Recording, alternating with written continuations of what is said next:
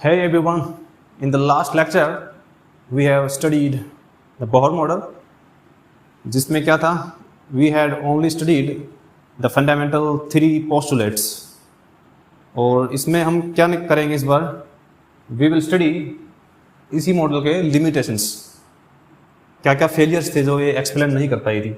Bohr model ने क्या किया था, जो एनर्जी स्पेक्ट्रम था, एक्चुअली हमने हाइड्रोजन एटम का स्पेक्ट्रम जो होता है उसको ये एक्सप्लेन कर पाती है। हाइड्रोजन एटम में क्या होता है, सिंगल इलेक्ट्रॉन होता है उसमें, तो उसको ये एक्सप्लेन कर पाई थी है।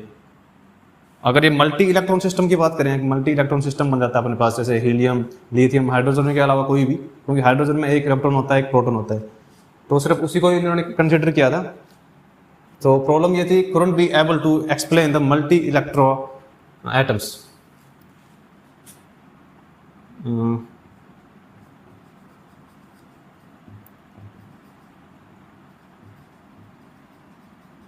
Multi electronic we can say atoms,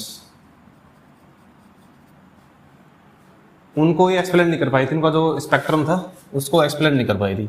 इसमें प्रॉब्लम क्या थी, हाइड्रोजन में तो एक सिंगल इलेक्ट्रॉन होता है, तो उसकी एक सिंगल पोटेंशियल एनर्जी होती है, और जैसे दो इलेक्ट्रॉन आ जाते हैं तो उनके बीच में क्या है, इंटरेक्शंस स्टार्ट हो जाती है, इंटरेक्शंस होना, तो उस केस में काफ़ी चीज़ें कॉम्प्लेक्स बन जाती हैं। और उसकी वजह से क्या है, इन्होंने क्या कंसिडर नहीं किया, जो रिपल्सिव नेचर है इलेक्ट्रॉन इलेक्ट्रॉन के बीच में जो रिपल्सिव नेचर थी वो इन्होंने कंसिडर नहीं की थी। Repulsive interactions between the electrons, एक तो ये थी इसकी जो कमी थी, लिमिटेशन। और सेकंड क्या था, जो इन्होंने स्टडी किया था spectrum, that was corresponding to hydrogen spectrum. तो हाइड्रोजन स्पेक्ट्रम में जो 5 सीरीज हैं वो लेटर लेक्चर में हम पढ़ेंगे, जो उसमें क्या होता है, क्योंकि सिंगल इलेक्ट्रॉन उसको तो ये एक्सप्लेन कर दिया था, बट इसने क्या किया था, जो उसी स्पेक्टर को जो हमने देखा था बाद में, जैसे मल्टी इलेक्ट्रॉन के लिए चेक कर रहे हैं, तो उसमें क्या था, जो स्पेक्ट्रल लाइंस थी वो उसमें स्प्लिटिंग हो रही थी, वो सिंगल ना होकर कुछ स्प्लिटेड दिखाई दे रही थी, एक से ज़्यादा, 2 या 3, तो उसको वो एक्सप्लेन नहीं कर पाया था। इसको बोलते हैं क्या, फाइन स्ट्रक्चर।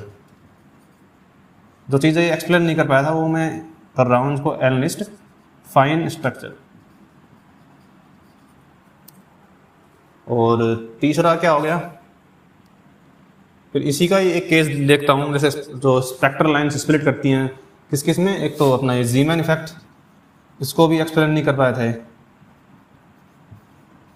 ज़ीमैन इफेक्ट डिटेल में बाद में पढ़ेंगे, फंडामेंटली तौर पे बता देता हूँ आपको क्या होता है ज़ीमैन इफेक्ट में।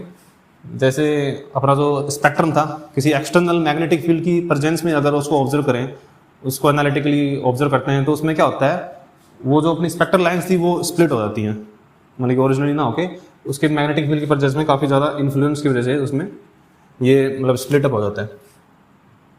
और सिंपली जो सेकंड था that was Stark effect. Stark effect में भी यही है, इसमें क्या होता है डिफरेंस, इसमें तो मैग्नेटिक फील्ड था और इसमें क्या है, इसमें इलेक्ट्रिक फील्ड आ जाता है। इलेक्ट्रिक फील्ड की प्रेजेंस में स्पेक्ट्रल लाइन्स जो स्प्लिट हो जाती हैं, so that is known as Stark effect. तो इन चीज़ों को भी एक्सप्लेन नहीं कर पाया था ये। और इसके अलावा अब हम बात करते हैं, फाइन स्ट्रक्चर भी हो गया, और अब ये आता है अनसर्टेनिटी प्रिंसिपल का। अनसर्टेनिटी प्रिंसिपल को ये वॉयलेट कर रहा था। अब वॉयलेट कैसे कर रहा है, किस वजह से, जैसे ये जो अपने फिक्स्ड ऑर्बिट्स थे, इसमें क्या था, फिक्स्ड ऑर्बिट्स थे कुछ बोहर मॉडल में, जैसे ये सेंटर में अपना न्यूक्लियस हो गया, और ये n=1 के कोरस्पॉन्डिंग सर्कुलर ऑर्बिट हो गया। Suppose this is corresponding to n=2, तो इसमें क्या हुआ, n की वैल्यू 1 के लिए हो गया, n की वैल्यू 2 के लिए हो गया। इसमें क्या है, जैसे जो इलेक्ट्रॉन्स होते हैं, इलेक्ट्रॉन्स का आपने पढ़ा होगा कितने होते हैं, एक ऑर्बिट के अंदर इलेक्ट्रॉन्स हो सकते हैं,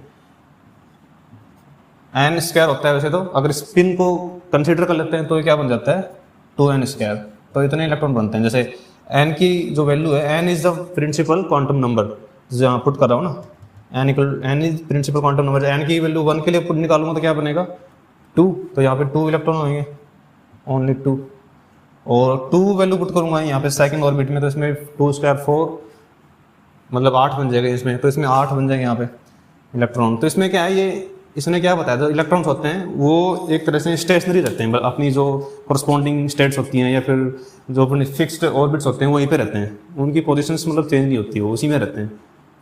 तो उसकी वजह से क्या है, इसका हम बोल सकते हैं डेल्टा एक्स था वो मेजरेबल था विद प्रिसाइज मेजरमेंट, और कोरस्पॉन्डिंगली इन्होंने बताया कि मोमेंटम है वो भी मेजरेबल था मतलब विद सर्टेनिटी के साथ।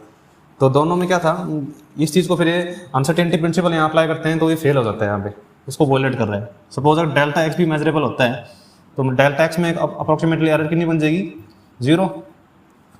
फिर अनसर्टेनिटी प्रिंसिपल से हम क्या निकालेंगे, जो था अपना डेल्टा एक्स डेल्टा पी क्या था, greater than equal to h bar by 2।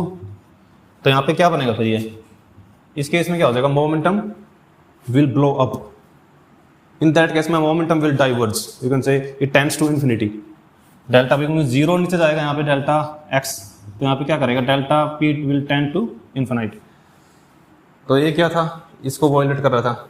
और एक और पॉइंट था इसमें जो स्ट्रॉन्ग पॉइंट है, इसने क्या बताया था कि जो ये अपने ऑर्बिट्स हैं सर्कुलर ऑर्बिट्स, इन्होंने 2D स्ट्रक्चर, इसको 2D फ्लैट मान के चला था, मतलब जो सर नॉर्मली सर्कुलर ऑर्बिट्स थे। और एक्चुअली बाद में पता चला कि ये क्या होता है, इन्होंने मतलब कि 3D एनालॉग नहीं लिया इन्होंने इसका, जो ऑर्बिटल्स होते हैं, इलेक्ट्रॉन्स होते हैं वो 2D फ्लैट स्पेस में नहीं होते, वो 3D मतलब कि ऑर्बिट्स में ना होके 3D ऑर्बिटल्स में होते हैं। वो आप बाद में पढ़ोगे, जैसे ऑर्बिटल्स जो पढ़ रखे हैं पहले, जो सेकंड क्वांटम नंबर आता है वो आपको पता ही है, orbital quantum number S-P-D orbitals, तो उनमें पाए जाने की उनकी प्रोबेबिलिटी होती है। तो ये था इन्होंने, और प्रोबेबिलिटी के अकॉर्डिंग बात करें तो इसमें जो प्रिंसिपल था अनसर्टेनिटी, इसमें इन्होंने क्या बताया कि प्रोबेबिलिटी 1 रहती है, क्योंकि डेल्टा एक्स 0 था ना। तो मतलब कि this model says that electron has some definite and deterministic and we can say predictable positions, उसमें अकॉर्डिंग क्या हो जाता है, फिर डेल्टा एक्स 0 बन जाता है उस केस में, क्योंकि प्रोबेबिलिटी 1 है, तो फिर मोमेंटम डाइवर्स करेगा। तो एक तो ये था वॉयलेशन, और दूसरा मैंने बता दिया 2D जो था फ्लैट ऑर्बिट्स, जो कि होते हैं एक्चुअली 3D ऑर्बिटल्स होते हैं, ये था। सो ये काफ़ी ज़्यादा बहुत सारी वो थी इसमें जो कमियां थी। So this one was the limitations and we will study in the great detail in the next lecture. Thank you.